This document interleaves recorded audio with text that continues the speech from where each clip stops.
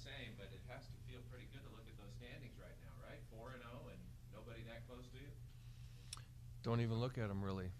You know, it's looking at the next game. UNLV, very explosive team, and you know, it's 1 week at a time. There's a lot of football left, so at the end of the year we'll look at them, and you know, then it will mean something. How gratifying is it, though, to see the satisfaction in your players' eyes when they're able to go across to the other side of the field and bring back a trophy like that old oil can, celebrate with the fans, and then, you know, keep those chests out all the way home?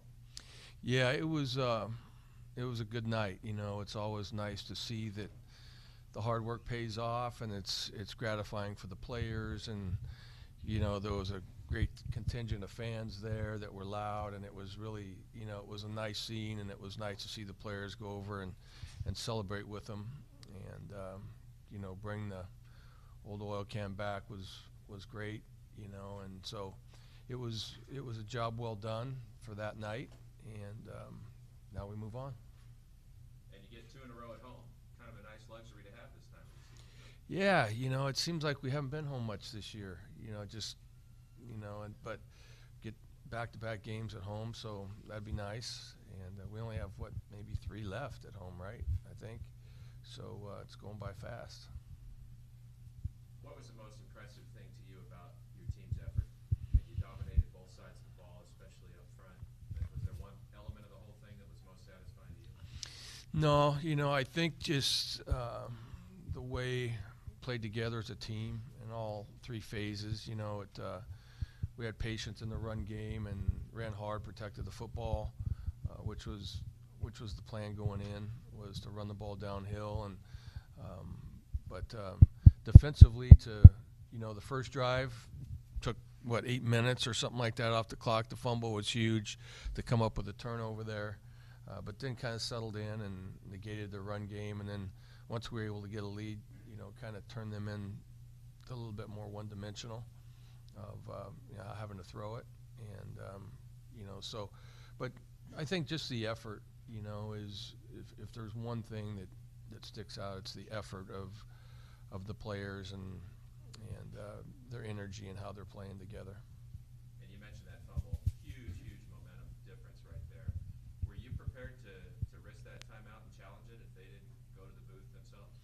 Yeah, well, I was hearing up top, I was definitely going to challenge it because I was hearing from the top that that ball's out, you know, and sometimes it's not timely enough for you, you know, so you're waiting, and, you know, we really didn't think that it was under a pile, so you really couldn't tell. It wasn't obvious by any means, you know, but having the people up top, once the replay did come up, they said that ball's out. So luckily we didn't have to call a timeout to get it done. The officials did their job. It was nice.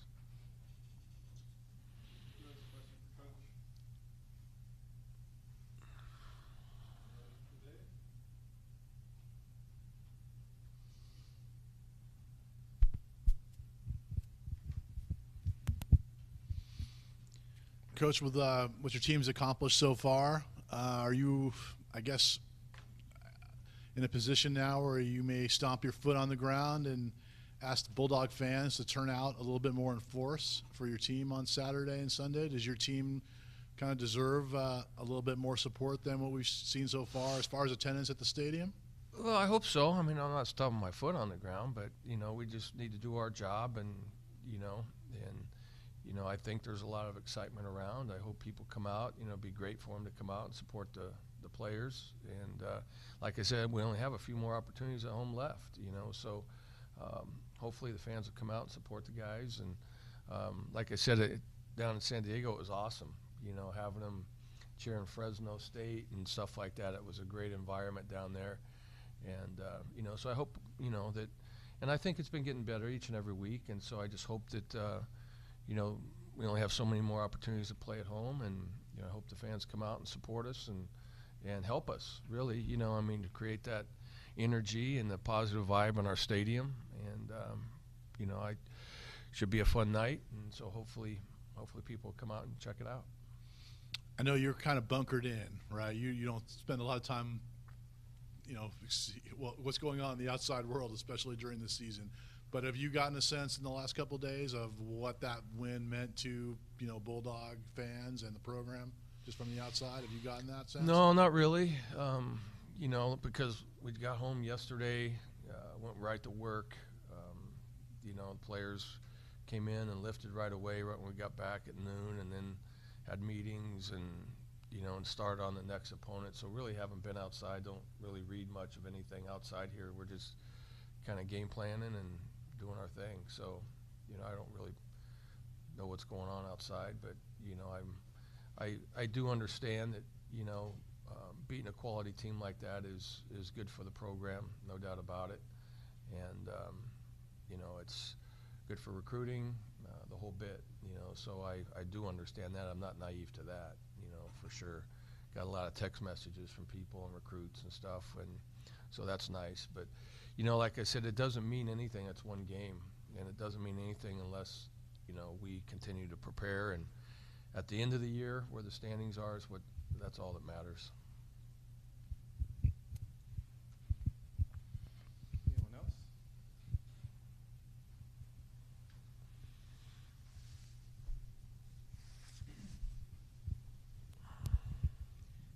Coach, did you and the athletic director chat after the San Diego State game? And if so, what was the essence of the conversation? Our athletic director? No, I didn't. No, I mean, Mr. Bartko didn't come over and say, Jeff. I didn't get a chance to see him after the game. How about on Sunday? On Sunday, got a text of congratulations and said thanks, and that was about it. So we had stuff we were doing, and after the game there was a lot going on and things like that. But staying overnight at the hotel there was a little different, because usually you're right out after the game, and but thought the players handled it really well, and but it's a long day coming back like that, because you get the hotel after midnight. It's hard to go to sleep because of the energy and the excitement and things like that. So it was a long day for the players yesterday. Maybe one of the text messages was from President Castro? I did. Yeah, I got a nice text message from President Castro with congratulations, and was fired up about it and things like that. So it was nice to get a text from him. Coach, you got another Defensive Player of the Week, Jeffrey Allison. How nice is it to have a couple of guys getting honored over the last 2-3 weeks? Yeah, I just found that out walking in here. So well deserved, and Jeff's been playing really, really well. And when you can slow down their run game, and Jeff was our Player of the Week, which was good. Last time Juju got Conference Player of the Week, he didn't make our Player of the Week, which we gave it to someone else. So we're on the same page this week to give it to the right guy. So,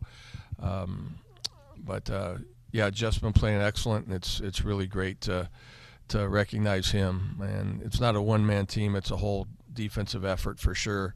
But he's a major part of that.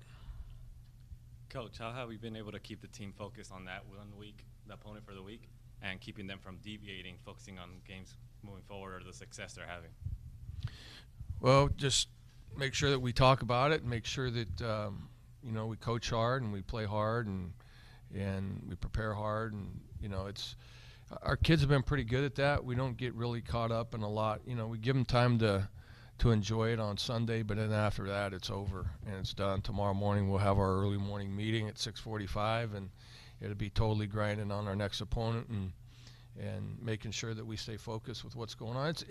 It's hard, because even though I'm kind of in a bunker here, I know what the outside world is for them and social media. I don't really get into the social media a lot, but I know what they're dealing with, and so I'm not going to be naive to that, and make sure to address that to them on how important it is to stay focused on the job at hand, because I'm sure a lot of people are patting them on the back, but we haven't done anything yet. This is about the whole season, so we'll continue to preach that and prepare that way. What adjustments did you guys make defensively after San Diego State's first drive? And just looking at the total yardage, they got a great deal of it the first time they had the ball, and that's it. Yeah, I don't know that there were any adjustments made. I think you just get used to, you settle into what they're doing, you know, and get the speed of the game down and see what's going on with it. And, you know, and I think that was it. You know, once you figure out the plays they're going to run at you, and, you know, now you can adjust a little bit. So there wasn't any big schematic differences, you know, as far as that was concerned. But I think you just got settled in a little bit. What specifically did your offensive line do well on Saturday night? They were physical. You know, that's a tough defense to run against, you know, but we were patient. Coach DeBoer and the offensive staff did a great job. Coach Grubb did a great job of coaching the offensive line and having them prepared for all the movement. And, you know, so, but they did an excellent job. We didn't take a sack. We had no negative plays, which was really important and part of the game plan to stay on schedule, stay out of 3rd and longs. And, you know, so we got positive yardage on early downs, and the offensive line did a great job of moving the line of scrimmage and giving us little seams that we could get through. And so a lot of times by the time the backs were getting hit, it was 4 yards. And, you know, so we stayed in manageable situations most of the night. And the production you got from, you know, from Mims and Hokett, I mean, quite a bit, obviously. Does that make it easier not to rush back Rivers, or how does the running back situation, I guess? Well, the running back forward? situation's the same. We're really fortunate there. I've said all year long, we're fortunate to have 4 quality backs. And, you know, DeJounte got injured, and so he didn't play for a couple weeks, and now he's getting closer to 100%. We'll see how Ronnie is this week. I have no idea, but but he healed up nicely last week. But we weren't going to use him in case of until it was an emergency last week if we lost all our backs. But he would have been able to play if needed. But Mims came in and did a really nice job, and I'm really proud of him and Hokett for holding on to the football, because it was a tough inside battle, and there's a lot of opportunities to have the ball come spitting out in there. But they did a really nice job of securing the football. Ran really hard, and you know, so not only the line was physical, but the backs were running hard as well. What do you attribute your own lack? I mean, we've talked a little bit about your defense producing turnovers, but your offense really hasn't turned the ball over very much either. I mean, what do you think the reason for that is? Well, we work on it. We work on it hard, and you know, it's something that we stress a lot. But ball security is something that we do every day, and then, you know, obviously the quarterback decision making of, you know, not taking chances with the football is a big key. And, you know, so you work on it, you drill it, you know, the players know how important it is.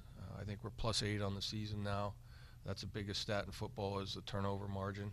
And, you know, so we need to continue that, because if you win the turnover battle, you have a chance. And, you know, so if you don't, anything can happen in a game. So have to continue with that. Coach, you guys obviously have won more games this year than you have the past 2 years, and those weren't your teams. But how have you been able to change the culture? Do you remember, was there a moment where it's like, once your coaching staff got in, that now winning culture can be established instead of it's been like for the past couple years? No, you know, there's not one moment. You know, it's a process of, we have a lot of really good kids here, and guys who want to work hard, and it's a total team effort, from the weight room to the standards that we have academically, you know, being on time, all the little things that go into it. It's more than just on the football field. It's a lot of other things that the kids take pride in, and just to raise the standard of what we do and the details in which we do it. And, you know, or we try to do it at least. And, but there's not one. It's a process, you know, for sure. You know, I've talked about the trust and confidence that's needed when there's a transition, and that doesn't happen overnight. But I think we're growing to that point where we know our kids, and our kids know us, and they know what to expect, and they know the routine, and, you know, there's a lot of little things, you know, just how we eat, how we prepare to eat, what's the mindset of this meeting, that meeting, all that stuff. It's a long process, you know, and so. Each week there's, you know, something new, but I think we're at a point now where we understand, you know, what the preparation looks like, you know, what the focus looks like at just a pregame meal, you know, and certain meetings and things like that. So it's a process. Coach, you have two assistant coaches who were at UNLV the last couple of years, Jamie Christian and JD Williams. Do you lean on them this week for what to expect? Well, a little bit. I don't know that you can say what to expect, you know, because everybody changes things up from week to week, but you get a little bit better idea about maybe who their personnel is, you know, and things like that. And, you know, but really that's about it, you know, because things change from week to week, schematically at least. But we have a lot of respect for them. They're very explosive. Their quarterback is an excellent player, you know, and they run the ball. They average 281 yards a game rushing. But it's different. It's different than New Mexico, and it's different than San Diego State because the guy can throw it really well, you know, off of those looks. So they're a very explosive team. And, you know, so, but just personnel really more than anything of who the guys are because they have an idea who they are. With those coaches that you brought over, you know, kind of poached them from UNLV, why do you think they wanted to come to Fresno State instead of staying where they were happy for the last couple of years? Well, because they're former Bulldogs. They wanted to be a Bulldog. They want to come home. You know, I know they have respect for Coach Sanchez and the program there, and I don't think it was anything negative or anything like that they were unhappy with, but it was an opportunity for them to come back home. And they played here. They have a great deal of passion and pride for Bulldog football in Fresno State, and it was an opportunity for them to come back and be a part of it, and I'm glad they did. CBS Sports has you guys ranked as number 24 in the power rankings. Do you pay attention to that, or is that just, do you at all like look at that and as a sign of respect at all, or no? That's the first I've heard it, you know, so no, it's like I said, the only ranking that matters and the only thing and the only anything that matters is at the end of the year.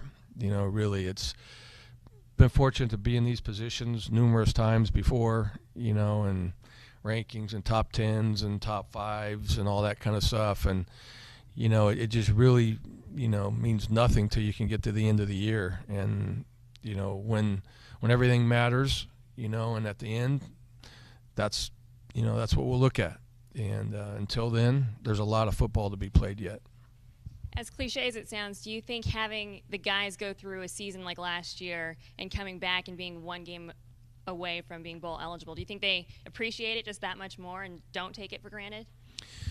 I don't know. I guess that's a good question. I don't, because we really never ever talk about last year or the year before or this is the first time we've done this in how many years. We never talk about it, you know, and it's just not something that's part of us. It's what we do every day. You know, we weren't here at that, you know, we weren't here last year.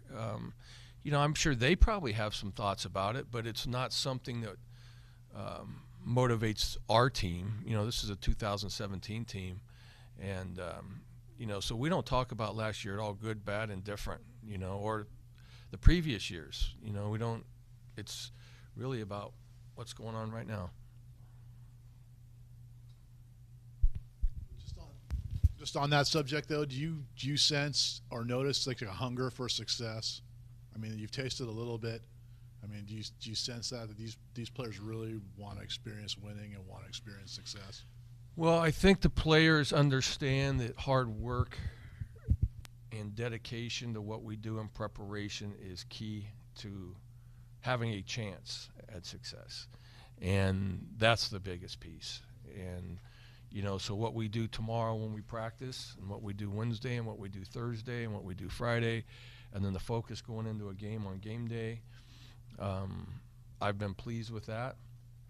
But, you know, we got it, and I think the players appreciate it. I know that. I think they appreciate the work that we put in, and that's why it's so gratifying. If we are able to win a game, then it's great for them because their hard work pays off. And you know, these guys have a pretty tough schedule. It's grinding, you know, with academics and weightlifting and treatment and meetings and practice and all that kind of stuff. So, you know, I just think they appreciate what hard work does for them. You mentioned Armani Rogers, or alluded to him. He went out in this last game against Utah State with apparent concussion, and I guess we don't know if he's going to play against you Saturday. How big a difference does he make for them with those dual threat capabilities? Well, I think he makes a big difference. He's been in there pretty much all year, so you haven't seen much of the others. But he is a really good player. I mean, he's big. He's a lot bigger than I thought he was. He weighs 225 pounds. I think he's 6'5", 225, and he can really, really run, and he can throw the ball very well. And so he's physical when he runs. He's, because he's so tall on film, I thought, that he was thin. But then I looked at his weight, and I'm like, this guy's a big dude, and he can run the ball downhill. That's their deal. They average 281 yards rushing. They have a great running back, and really quick running back. And then you throw him in the mix and running the option and having the ability to throw the ball. They're not one-dimensional as far as a run, but they're just real successful with what they do, and he's a big piece of it for sure. He can really go. And they have a receiver in Devontae Boyd who's as accomplished as anybody in this conference. It's been a couple of weeks since you guys are up against something like that. The last couple of weeks your secondary was really able to focus on the run a lot. How big of a challenge is that to deal with Boyd and that big play threat? Yeah, it's huge. It's a huge challenge. It's because of the run game, because of the pass game, because of the quarterback skill. They're really good in the offensive line. They have a great running back. They're very solid outside, big play potential outside.